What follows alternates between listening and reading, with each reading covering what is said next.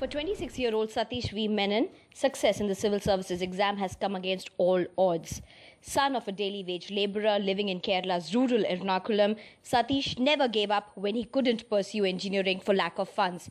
He studied physics instead, took tuitions through the day, studied in the evenings. When he couldn't buy books he needed, he resorted to libraries.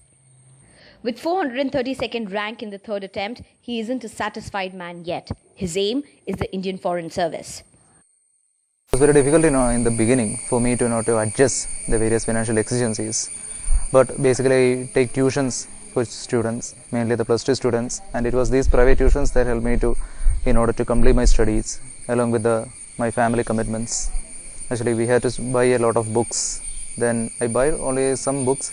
Then, in addition to that, I went to libraries. Basically, the Ernakulam Public Library and the library near my home. And all these libraries and the books collected from them also helped me a lot. Then actually the financial challenges is one of the basic reasons that I studied without any external coaching. I studied on my own. But in a way I believe that it was a blessing in disguise.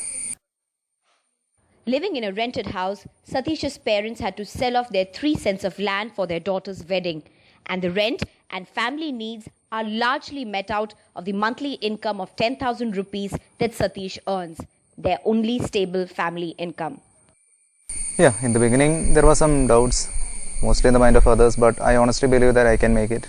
Actually, there were doubts in my families whether I could be able to make this thing, because my father is an illiterate, my mother is also studied and had only, elementary education. So when coming from such a background, actually the relatives and all the families, all of them were somewhat always hesitant. They were hesitant to believe that whether he will make it. But I honestly had a belief that I can make it one day or the other, because hard work will definitely pay dividend. And finally I proved it right. So I'm happy. Sneha Koshi for NDTV.